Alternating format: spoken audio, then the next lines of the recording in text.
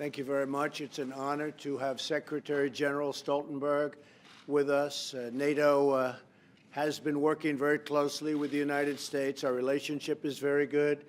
Together, we've increased and really raised a lot of money from countries that weren't paying or weren't paying a fair share.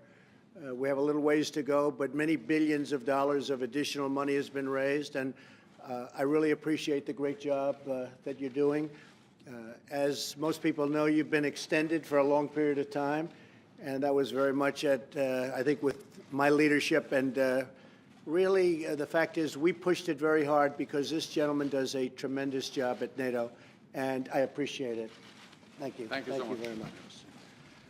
Thank you so much, Mr. President, for hosting me and my delegation once again here at the White House. And let me thank you for the leadership you show on the issue of defense spending, because it is very important that we all contribute more to our shared security, and it is really having an impact because, as you said, allies are now spending more on defense. All allies are increasing their defense budgets, and do you give me credit for that? You have helped to do that because your leadership has been important, and it has had a real impact. And we see that because all allies increase and billions, they add billions to their budgets. And that's important because we live in a more unpredictable world, and then we need strong NATO, and we need to invest more in our security. Well, thank you very much for being here. It's an honor. Thank you. Mr. President, North Korea, could I ask you a question about North Korea? Well, nothing has changed on North Korea that we know of. We have not been told anything, and if it does, that's fine. If it doesn't, I think we'll probably have a very successful meeting. But we have not been told anything. We're just reading stories like you are. We've heard certain things from South Korea, but we'll see what happens. If the meeting happens, it happens, and if it doesn't, we go on to the next step. Is this just a typical thing that North Korea does? Did you expect that? I really don't know. No, I want to give everybody the benefit of a doubt. I think that I can only say our people are literally dealing with them right now in terms of making arrangements for the meeting. So that's a lot different than what you read, but oftentimes what you read, if it's not fake news, is true. So we'll see what happens. We are dealing with them now. We may have the meeting, we may not have the meeting. If we don't have it, that will be very interesting. We'll see what happens. The border is still quite strong. I think things changed a little bit when they met with China. They met a second time. As you know, Kim Jong-un had a second meeting with China, which was a little bit of a surprise meeting. And we have many of the Chinese here today, as you know, big delegations negotiating trade because the United States has been ripped off for many, many years by its bad trade deals. I don't blame China. I blame our leadership of this country from the past. We have been ripped off by China. An evacuation of wealth like no country has ever seen before, given to another country that's rebuilt itself based on a lot of the money they've taken out of the United States. And that's not going to happen anymore. But there has been a big difference since they had the second meeting with President Xi. With that being said, my attitude is whatever happens, happens. Either way, we're going to be in great shape. Would you consider a personal outreach to keep? Would you consider a personal outreach to Kim to get him moving toward, keep him moving toward the? We'll see what happens. Look, you have to want to do it. With deals, that's what I do. Is deals, and with deals, you have to have two parties that want to do it. He absolutely wanted to do it. Perhaps he doesn't want to do it. Perhaps they spoke with China. That could be right. President Xi, a friend of mine, great guy, but he's for China and I'm for the United States, and that's the way it is, and I suspect it's never going to change. But I will say this, we are continuing to negotiate in terms of location. The location, it's to where to meet, how to meet, rooms, everything else, and they've been negotiating like nothing happened. But if you read the newspapers, maybe it won't happen. I can't tell you yet. I will tell you very shortly. We're going to know very soon. Steve? What are you going to tell the Chinese trade officials today during this trade talk? Well, I've been telling China that we are you people have been covering trade, and you've been covering China, and you've been covering everything for a long time. Have you ever even seen a negotiating on trade? Nobody has ever seen anybody from our country even negotiate on trade. Trade with China and with other countries. I'm not just blaming China. China's the biggest. but trade has been a total one-way street. Right outside of this nation, you take money out like it's by the bucket loads into other, whether it's the European Union, which you know so well, whether it's Japan or South Korea, or I could name almost every single country in the world. We had nobody representing us. And now you have somebody that's very good at this stuff, me, representing us. And China has taken out hundreds of billions of dollars a year from the United States. And I explained to President Xi, we can't do that anymore. We just can't do that anymore. It's a much different situation. But with all the years and all the years that you've covered, trade and nations and wars and everything else, you've never seen people come over from China to work on a trade deal. Now, will that be successful? I tend to doubt it. The reason I doubt it is because China's become very spoiled. The European Union has become very spoiled. Other countries have become very spoiled because they always got 100% of whatever they wanted from the United States. But we can't allow that to happen anymore. We're an incredible country. We have incredible potential. The potential we have is incredible. But we lost $800 billion on trade last year, if you add it all up, of which China was around the $500 billion mark. So we lost $800 billion. Can you believe that? Is that an amazing thing to even think about? We lost $800 billion on trade.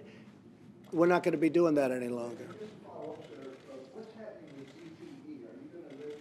ZTE was a company that I spoke to with President Xi. He asked me if I take a look at that because it was very harmful to them in terms of their jobs and probably other things, and I certainly said I would. He asked me to do it, and I would do that. I would certainly out of great respect. I like him. He likes me. We have a great relationship. He asked me if I'd look at ZTE. Don't forget, it was my administration, with my full knowledge, that put very, very strong clamps on ZTE. It wasn't anybody else. It wasn't President Obama. It wasn't President Bush. It was me. I put very strong clamps on ZTE. They did very bad things to our country. They did very bad things to our economy. The one thing I will say, they also buy a large portion of their parts for the phones that they make, and they're the fourth largest company in terms of that industry. They buy those parts from the United States. That's a lot of business. So we have a lot of companies that won't be selling those parts. But the President of China, President Xi, asked me to look at it. I said I would look at it.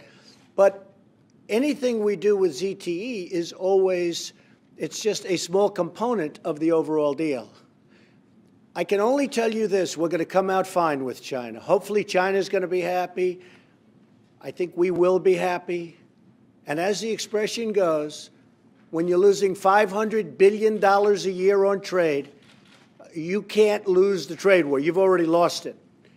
We've had horrible representatives in this country that have allowed other countries to get away with murder.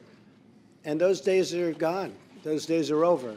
So we just want fairness for the workers of this country and for the United States. That's what's going to happen, okay? I'll let you know about, as time goes by, we'll let you know. As of this moment, everything we know, I mean, North Korea is actually talking to us about times and everything else, as though nothing happened. Will it happen? Will we be going on that very special date? And can some great things happen? You know, we're going to be looking at it very soon. Yeah, Steve?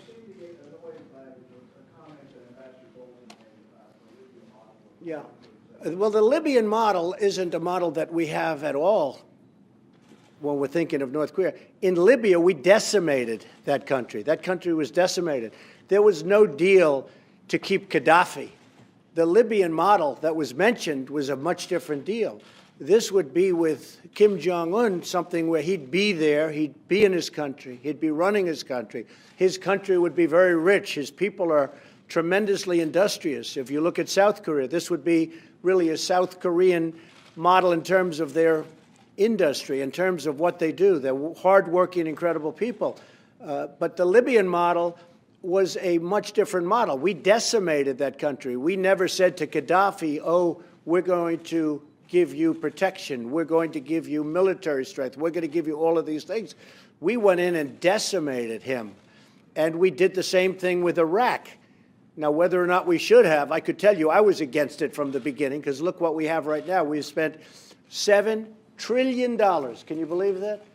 $7 trillion in the Middle East, right out the window. You might as well throw the money right out the window. And we've done a lot of infrastructure. We just had airports approved. You saw that a lot of things are happening. But we spent $7 trillion in the Middle East. And look where we are right now. It's pretty sad. But the model, if you look at that model with Gaddafi, that was a total decimation. We went in there to beat him. Now, that model would take place if we don't make a deal, most likely.